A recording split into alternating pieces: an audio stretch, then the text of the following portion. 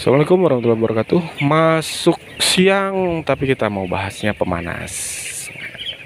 Ini ada yang menarik nih, ada fakta menarik yang baru kita dapatkan ya, baru kita tahu, baru kita pahami, dan ternyata setelah dipelajari gini kira-kira. Ini tabung gas 12 kilo, itu yang 5,5 kilo.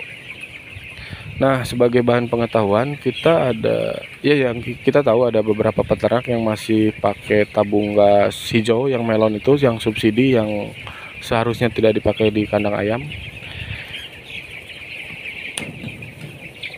Per satu tabung itu kalau misalkan dipakaikan gas solek itu dari sore paling kuat sampai sekitaran jam 6, mungkin jam 7 sudah habis kalau ke gas solek itu. Nah, untuk tabung yang ini dengan memakai settingan gas solek IGM di angka 4 ya, di angka 4 ini kan ada angka-angkanya tuh. Kalau yang ori IGM itu sekitar 5 hari sampai 1 minggu tabung 12 kilo ini. Oke, normal ya, umum lah segitulah, kita udah paham hitung-hitungan itu. Dan ini yang menarik nih, yang menarik, 5,5 kilo dipakaikan ke gas solek ini dengan settingan yang sama, kisaran antara 3 atau 4 angka settingannya itu, di situ levelnya sama juga, kisarannya 5 sampai 7 hari, 5-6 hari lah umumnya, kalau ini jarang yang sampai 7 hari.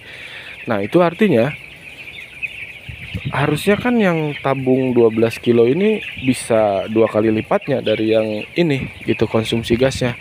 Kenapa kok malah nggak jauh beda? Nah, ternyata kalau misalkan setelah saya pikir-pikir, tekanannya lumayan tinggi nih tekanannya, dan kayaknya sih tekanan dari tabung gas 12 kilo ini kurang bagus gitu, terlalu berlebih untuk konsumsi gas solek. Kayaknya menurut saya sih tekanan kerja yang bagus dan volume yang tepat untuk di gas solek ini yang ini nih, Bright Gas yang 5,5 kilo ini. Hasilnya kan berarti untuk 5 hari kosnya ya sekitar 100.000 satu gas solek. Sedangkan kita pakai yang ini sekitar 220.000 per 5 hari untuk satu gas solek. Ya kira-kira itulah, semoga ini bermanfaat. Jadi penting banget, kenapa ya aneh gini. Dan kita pakai di central heater yang lokal itu juga ternyata lebih panasnya nggak jauh beda sih sebenarnya. Cuma memang kalau di central heater berasa lebih nendang kalau pakai yang ini, karena tekanannya lebih gede kan dari yang 5,5 kilo ini, tekanan kerja si output gasnya itu, makanya lebih nendang sih pakai yang 12 kilo ini kalau untuk central heater. Cuma kalau misalkan kita nggak butuh-butuh banget segede itu gitu tekanannya, ya mendingan pakai yang 5,5 kilo ini juga untuk central heater juga.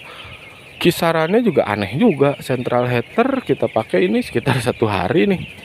Jadi kalau nyalakan malam ya, kalau central heater kita kan nyalakan malam sampai pagi, kurang lebihnya satu tabung.